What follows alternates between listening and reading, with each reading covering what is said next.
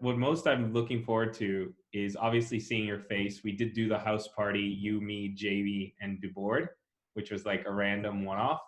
And I've been wanting to try and get that organized, but I've been kind of busy scheduling these interviews. And, you know, I reached out to you and people are reaching out to me now. Like after you, I think I'm going to be interviewing Pacheco, Kat, Celine, and Tarek threw his hat in the ring finally. Nice. So who gets the ad revenue from these? Is it go to the club? Do we split it evenly? Or does it go like per video? Because like if my video gets a ton of views because everyone wants to see me, do I get a bigger chunk of that change? You know what? I actually haven't looked at becoming an ad partner because you have to go through like an ad revenue partner because now YouTube has changed their guidelines and you have to go through all of this process.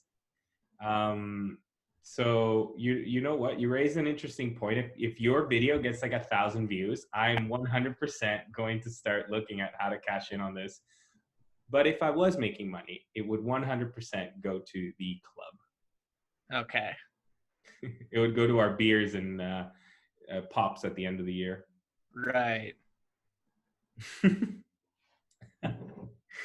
Chris, it's really good to see your face. Just to welcome everybody. This is Getting to Know, episode number 6, which is my favorite number. And for my favorite number, we have Chris Golay. Chris has been with the club since, well, his first venture with us was in 2013, but there was a period in which he didn't play with us after 2015, excuse me. There was a period afterwards in which he didn't play with us. He has been on 15 teams. He has 144 appearances, 142 goals. That's almost a goal a game. He's got 121 assists, so also almost an assist a game. And he's got 7 titles with us, including 4 Division I titles, which I think is very impressive. But the most impressive thing about Mr. Golay is that he is number 2 of all time in both goals and assists in footy sevens right now. Welcome. Thank you. That is an excellent introduction. Better than I deserve, I'm sure. How does it feel to be number 2? I mean, and you're number 2 by quite a bit on both categories. Unfortunately, the person who's number 1 is just someone who all he does, it seems, is play footy. But I don't know. It feels the same as it's always felt. Okay, fair enough. All right. I got nothing else to say. You're very, you know what, Chris? One of the things I really like about you is that you're a very humble guy. You put a lot of energy on the field. You exert yourself like crazy. You run like a maniac, but you're always very humble about your achievements, you know? And it's no small feat to be number 2 in 2 categories. Like people like Ahmed, for example, he's one of the top goal scorers, but he's not one of the top assists. You're one of the few people in the club and also all of footy sevens that has that distinction. So I think it's impressive, but I think it's also really nice that you're just like, I don't really have much to say about it. Yeah, well, I don't think too many people are counting the assists, so that one's probably not really a fair measure because I should have a lot more than number 2 in assists, in my opinion. There we go. The first signs there. But I guess that's a fair point. Not everybody tracks assists as religiously as they do goals. In any event, I do appreciate you taking the time to hop on with me. It is nice to see your face again, as I mentioned before. I know that we were just talking about how you haven't really had much or any human interaction apart from like a couple of video chats here and there. And then there was also one of the stories I really liked that you told me was it was your birthday recently, and your sister did something really special for you. Yeah. So there's this thing, I can't remember the name of it, but anyone can do this actually. There's this website and it's got all these celebrities. Okay. And you can get them to like send a birthday wish or a shout out. It doesn't have to be a birthday. They'll say whatever you want them to say, I think. So you sign up, you can search by category. So she searched for Man United, my favorite team. Mm-hmm. And there was like a couple of options for that, and she chose Giuseppe Rossi, who he used to Nice. play for Man United very briefly, and he made like a video shout out wishing me a happy birthday. That's really awesome. Yeah, it was very cool. That's really cool. And like you've got a very close family unit. I think you were also telling me that they stopped by your house, like outside. Yeah, yeah. So they were gonna come over in the morning, and they told me like, okay, we're leaving now. We'll be there in a while. And then, so I wasn't expecting them for a while. And then they called me and they said, go out on your balcony. So I went out on the balcony and I looked down, and they had like written on the sidewalk, happy birthday, Chris. And they drew a soccer player actually. And my dad, my mom, and my brothers were all there. They were all singing happy birthday. That's really, really nice. Yeah. That's really wholesome. That's amazing, you know? Like, It brought a tear to my eye. yeah. I had an emotional moment. And that's like one of these things, like one of these bright spots from this whole situation, where you have these moments of people being creative and how they reach out to one another. And because you're self-isolating, because you're apart from people, you appreciate those moments of connection even more. Yeah, I appreciate those moments of connection. Sorry, this is my first time being interviewed. I'm not sure when I'm supposed to speak or not. Well, I'd like it. You see how I'm casually drinking a mug? This is the first time I'm drinking on the show, by the way. It's just a conversation. That's really what we're going for. Okay, so you pick up the mug, I talk. All right. Yeah, that was an emotional moment. There's a lot of opportunity for connection created by the disconnection that we're all experiencing in our society. That's a profound sentence right there. That's one of my that's a good one, you know. Appreciate the connection due to the disconnection. Yes. Nice summary. I like that. You've got a and the way you phrased it is also, you know, kind of in line with the logical form of thinking. You're, for those of you that don't really know you, you work for the government as a programmer. No, I work for a private company, but yes, Exactly. programmer. And we work for the government a lot of the time. Right. Sorry.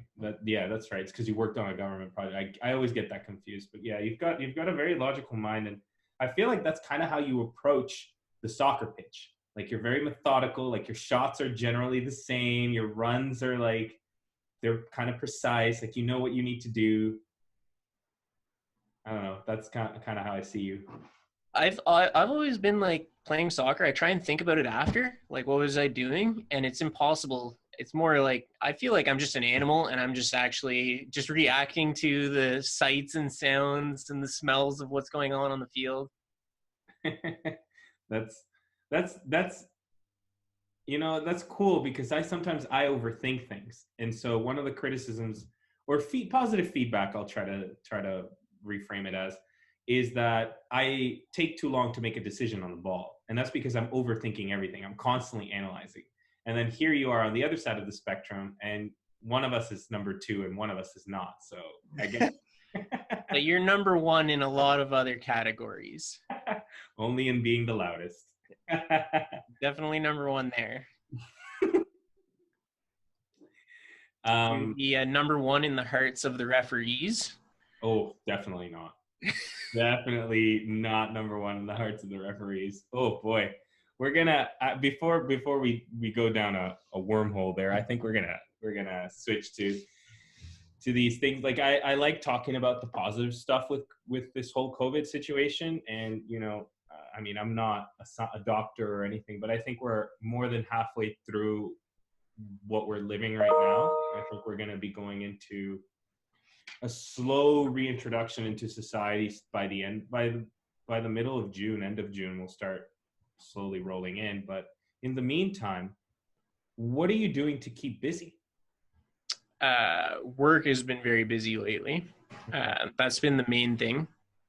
I've been watching a lot of Netflix. What show? Any show in particular? So I just started True Detective. That's not on Netflix actually, but I've been watching that. That show is really good. It's a very serious show. It's not a comedy, Okay. but it's pretty good. I watched Unorthodox on Netflix. That's about like a really conservative Jewish girl who decides she doesn't want to be a part of that life anymore, and so she runs away. And then her husband and his cousin or somebody chases after her, and they go track her down. Okay. It was really cool. It was emotional, a little bit of overacting, but it was really I really enjoyed the show. But Okay. I recommend that and True Detective. Unorthodox and True Detective. All right, that's cool. But yeah, it makes sense that after working so hard, you would want to unwind with a little bit of TV. I've also been well, I used to play guitar, or I've always been trying to teach myself. Oh, I wow. would never say to anybody that I play guitar though, but I Okay, am continuing to learn. that's cool. Yeah. Ah, I So, see. I see the guitar case in the background now. Okay, it's behind you to your left. Yeah. yes. Okay, cool. That are you ever gonna play a song for us at the end of your at the annual party? Maybe I can get you to perform. Probably not, but you know what? I would play one for you on this interview if you really want. You know what? That'd be a first. So let's whip it out. Whip it Like, out, Chris. Whip it out. okay. I don't think it's in tune, That's but okay. it's good enough for this interview and my guitar playing. Play. All right, all right, all right. I've been following. There's a YouTube tutorial for this. It's called "You've Got a Friend in Me." There's a really good YouTube tutorial. So, That's really nice. all right, all right. Take 10.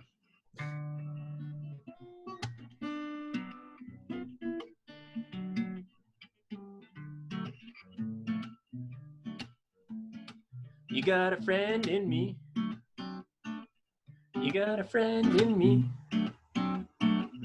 When the road looks rough ahead and you're miles and miles from your nice warm bed, just remember what your old pal said. You've got a friend in me. You've got a friend in me. Some other folks might be a little bit smarter than I am, bigger and stronger too, but they'll never ever love you the way I do. Just me and you, boy. And as the years go by, our friendship will never die. Can't you see it's our destiny? You've got a friend in me. You've got a friend in me. That was amazing. Amazing, Chris. That was Hey, fantastic. yesterday, I played it through like 2 times without a single mistake. I just tried it here and I butchered the whole thing, but You know what? No one's gonna care because more than half of the club can't play the guitar. So, and I'm very jealous. Here's a fun little story just to make you feel even better. I tried to learn the guitar when I was young, and I tried for like a year, didn't pick it up properly, and just put it down and never picked it back up again. And in fact, I ended up selling my guitar many years ago. So I am very impressed and admire the fact that you had the ability and the courage to play this song for us. And it was a very nice and very appropriate song. So I'm just gonna continue on here and ask, like, would you consider your guitar, like the fact that you've picked it up, one of the positive things to come out of this whole experience for you, or like what would be a good thing to come out of this for you? yeah, that I absolutely wouldn't have done it if not for all the Instagram posts and things saying to make use of this time and whatnot. Right. Uh, other than that, not really a whole lot to brag about. That's fair. My cooking has gotten worse. My like meal prepping and planning, my fitness has gotten worse. Before this, I had gotten myself into like a good habit and routine of like I was going to the gym basically every day or Okay. playing soccer, one or the other. Right. And I was meal prepping and planning, and now Since this work from home stuff has happened, I've stopped that, and I've just been eating pretty poorly and not exercising at all. I mean, you can't do it all, right? Like you got to trade one for the other. But it is it is good to at least be doing some positive things, you know? And like for example, I like to think that I'm always keeping up with the diet and the exercising that I'm doing, but there are some days in which I just don't get anything done at all. So it's one of those things that I think is a universal experience for people right now. It's tough to stay motivated, especially when you're not accountable to anyone but yourself. Yeah. Yeah. Yeah. I let myself fall off the wagon. Man, honestly, I have no doubt that when all of this is over, you're going to pick it right back up. And you're going to pick it back up with the club. And I want to start talking about your interaction with the club. What is your first memory with us? With like the club. Yeah, with the club, with like the GS Legion club. Well, my first memory is the first time I ever played with you. It was at Ottawa U. It was 11 versus 11 men's. Yeah. And I showed up. I was used to some rec footy sevens, and I got the Seb package. I can't remember who was all on that team, but I think we lost every game. I didn't score a single goal, I don't think. Okay. It was a tough season, that's for sure. Yeah, like you're remembering the 11-a-side team, the men's team that I had in, which was the big transition period between what the Fighting Pandas, the men's team was originally the Fighting Pandas. Then we did this team called Legion of Boom, which is what we were called. And we were playing at the Ottawa U at the peak of the 11-a-side Ottawa U when there were 10 teams. And we lost a lot of games at the beginning of the season, and then we started to win a lot of games towards the end. So we actually ended up finishing 5th. The problem was when we lost 5th out of 10. The problem is when we lost games, we lost them like 9-1. And when we won games, it was like 1-0. So that was the thing. But you were actually recommended to me by Park. I was asking Park, like, I need someone to score goals for me in the men's team. And Park's like, reach out to Chris Golay. And I think I just dropped you a random line. I was like, Park said I should reach out to you. I just took a shot in the dark and was like, do you want to play? Yeah, I remember at the charity tournament, I was there, and he told me that he had recommended me. Yeah, you come highly recommended, and with good reason. Like I'll probably pop up the email here. I have it from June 2015 of when I first was reaching out to you. And what is your favorite memory with the club?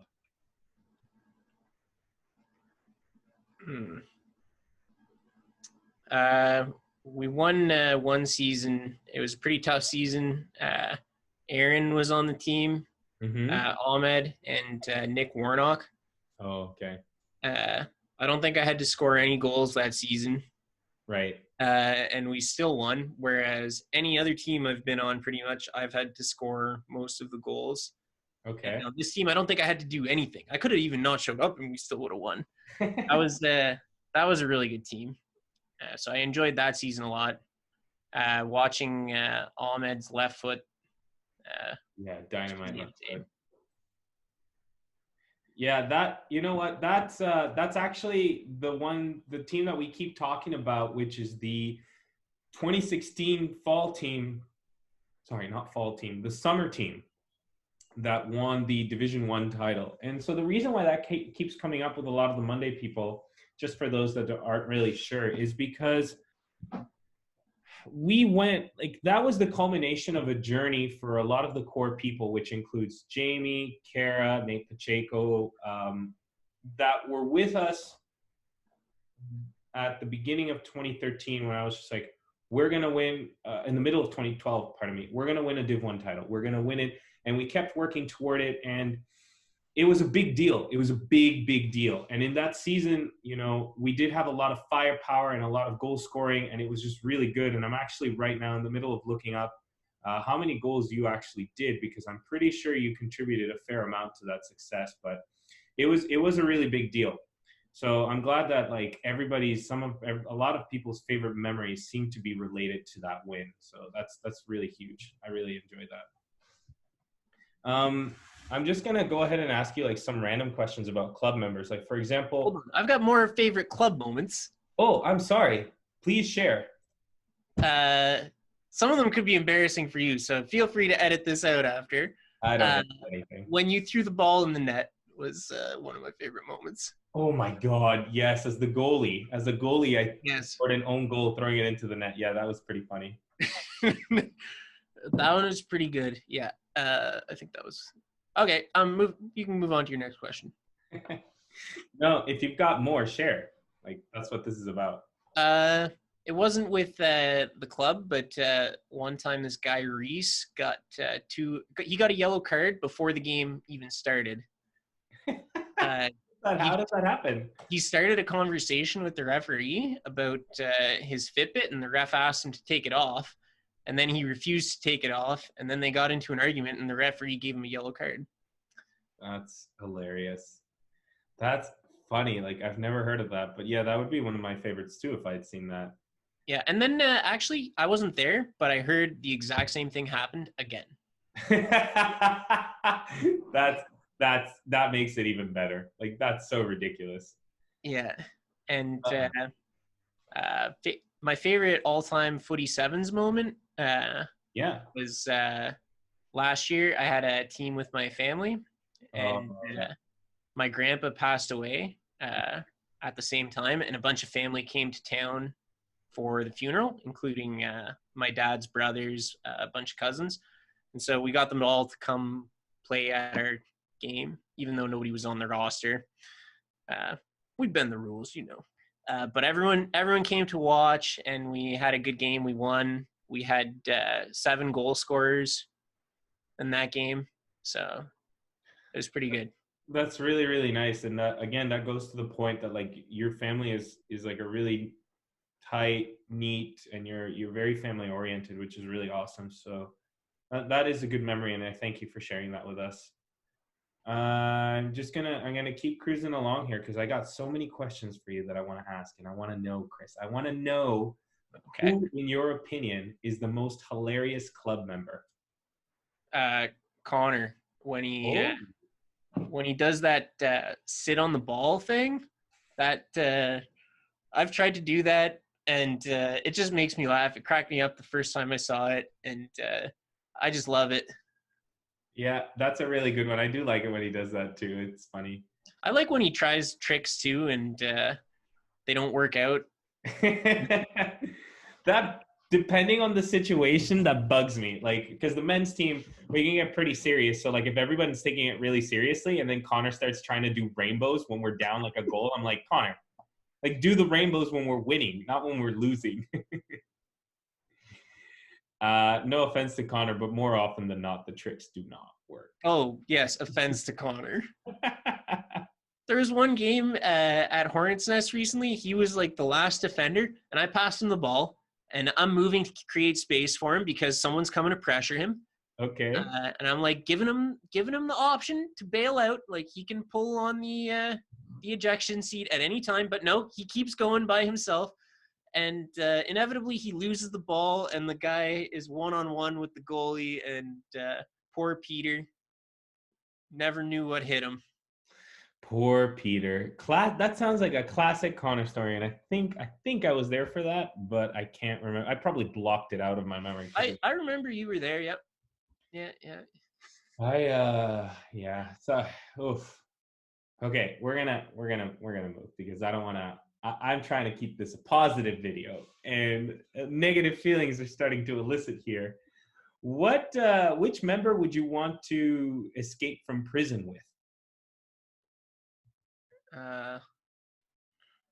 Felipe. Felipe. Ooh. Because he's small, he can like fit through the bars. Okay. And I think he speaks Spanish, so he could like talk to the guards. Are you saying that all guards are Latin? What's going on here? I don't know. When you said who would you like to escape from prison with, for some reason I imagined myself in like a prison in Mexico or Cuba or something. Given what I know about you, yeah, that makes total sense that you would be arrested in Mexico and thrown in a deep jail in Tijuana. Well, there's no escaping from like an American prison. Those places they're locked up really tight. Whereas in like a somewhere else, maybe you could bribe your way out or escape another way. I have no experience escaping prisons, so I can't speak to whether the American system is easier than the harder than the Mexican one. But I like where your mind goes. Again, very logical, very like I'm in a Mexican. My scenario is I'm in a Mexican prison. Therefore, I need someone small, Spanish speaking, and very crafty able. Felipe. Like that was like the precise logic. I don't think anyone has and no one has mentioned a specific geographic region for where the prison is located up until this moment. So I like how your mind works. Which member would you go to war with? Oh, I would go to war with you. Bro, this is the second person. Because you like motivate people. You're like the commander. Okay. And you would be like yelling at me to like go attack. And like if I decided I didn't want to fight anymore and I wanted to like fall back, you wouldn't hesitate to like kick my ass back to the front lines or execute me if I had to be. You had to put the dark twist to it. I would hesitate in executing you. Have you seen Enemy at the Gates? I have not, but go ahead and share anyway. Okay, so when you mentioned go to war, I thought of Enemy at the Gates. Okay. Which is like this sniper movie, but at the beginning, the Russians are attacking, and the commander, he blows like a whistle and he sends everyone forward. Okay. But there's not even enough guns for everybody, so they send people out and they're like, if your comrade dies, you pick up his gun and keep going. Christ. All right. So some of the people like they start going and they start getting shot by machine guns. So they're like, oh, screw this, I'm turning around, and they go back. Okay. And then there's like the officers there, they have guns and they shoot the people who come back. Oh my God, that's horrible. I wouldn't do that, but I again appreciate that your mind immediately thought of a scenario and tried to frame the answer with reference to that scenario.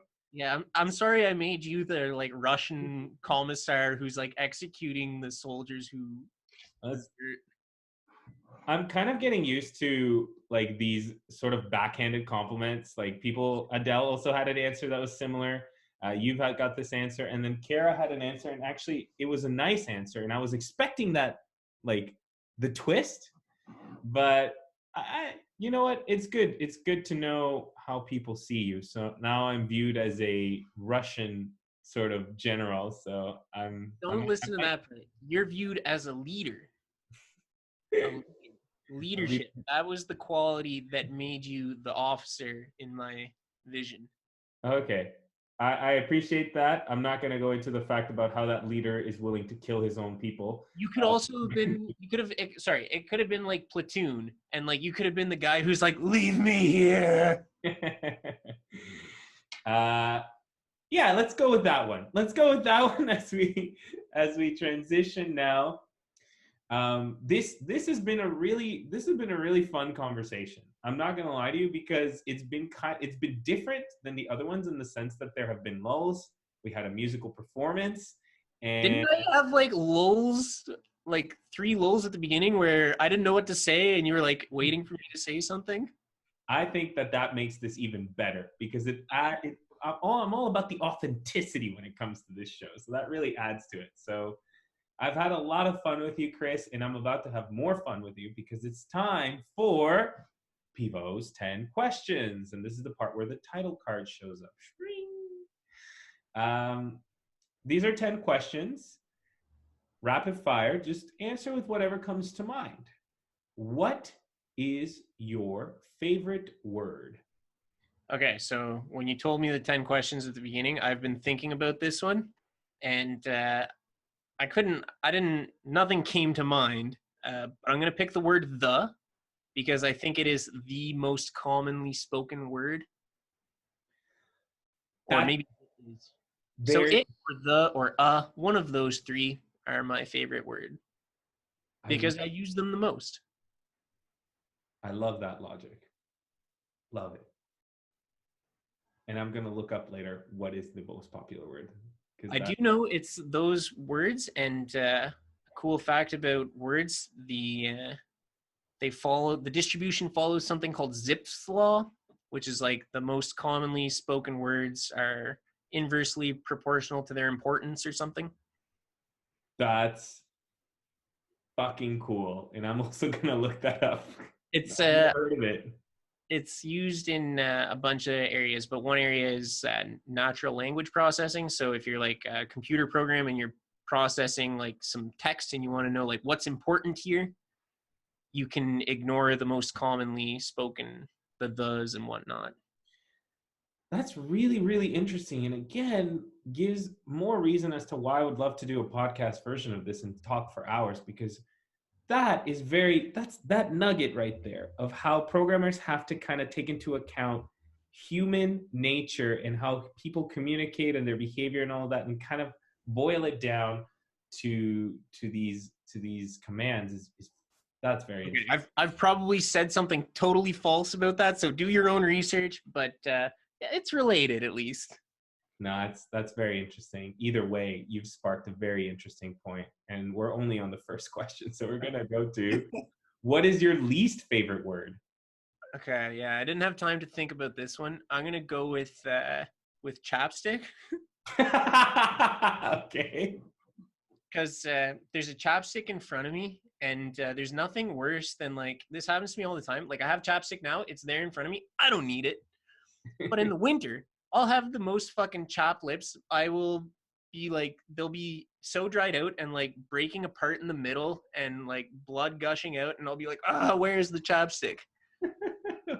But Okay. I got some chapstick right here, right now, when I don't need it. That's a great. I'm getting the great answer. What turns you on emotionally, spiritually, or sexually?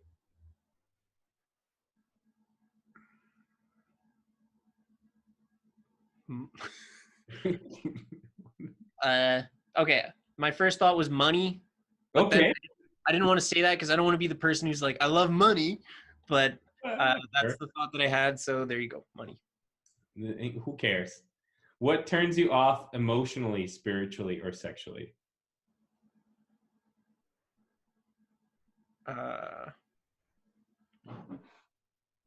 uh, I don't want to offend anybody, so turns me off. Uh-oh.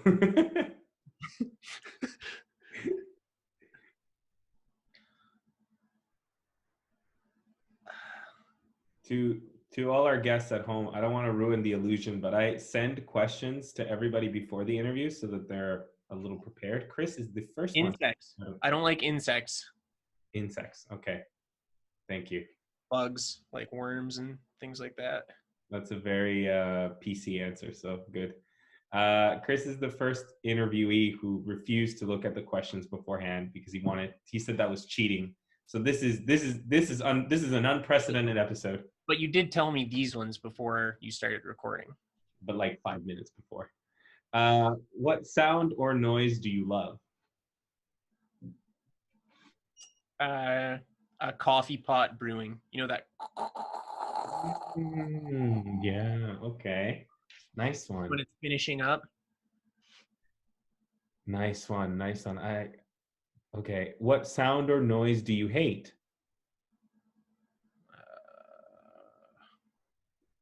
When the antivirus is running on the computer and it's like a helicopter taking off. Oh, like your computer is so hot it starts whizzing. Yeah. The whirring of the fans. Okay. Yeah. I oddly I find that sound kind of comforting. I don't know why. It's interesting. What is your favorite curse word? I like shit. Good. Yeah. One of the things is that I never hear you swear, so that was a real treat for me. What profession other than your own would you like to try? Has anyone said pro soccer player yet? No. Well, I would like to be a pro soccer player. Yeah, that's totally a valid answer. Like everybody's answers to this has been more or less unique, and I think that just speaks to how diverse we are. So I love it. Like, what profession would you never want to do? I'm curious to see this one.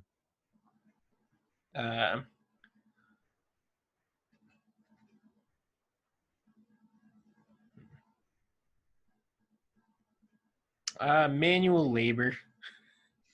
That's interesting because you strike me as someone who'd be good at it, and I know your family runs a painting business. Yeah, I used to be in the painting business. I didn't like it too much. Okay. It's not the worst thing in the world, but there's a lot of things that are not great about it. Fair enough. I painted my office, and you know, it was okay. It was an okay experience. Painting itself isn't too bad. The prep work in like new construction is the stuff that sucks. Like new houses have like so much dust in them, and all the sanding that you do and the dust you breathe in. Okay.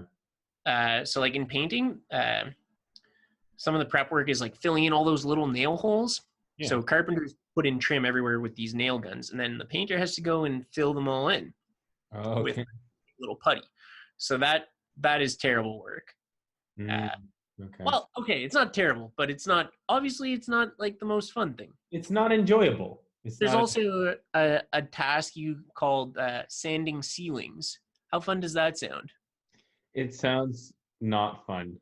So basically, you take a pole sander, so a piece of sandpaper at the end of a stick, and you go around and sand all the ceilings, because like the ceilings can get dust and like chunks of crap in them and stuff, and they need to be smoothed out. Okay. So what happens when you have one of those like popcorn ceilings? Well, okay, so you wouldn't have to sand a popcorn ceiling. Popcorn ceilings, unless you wanted to take the popcorn off, which is another job altogether. Okay. All right. But sanding ceilings is done if it's going to be a smooth ceiling. Okay, that makes sense. All right. And last question. If heaven exists, what would you want God to say when you reach the pearly gates? I wouldn't care. Like, if heaven exists, that's good enough. I don't want anything else. Okay, that's an interesting answer. That's good. You just take what comes. Yeah, he can say whatever he wants. I don't really care. I'm happy to be there. And you know what? I think that's a very nice and touching note to end on. Chris, thank you so much for serenading all of us. You're welcome. You've got a friend in me as well, Chris, and all of you out there.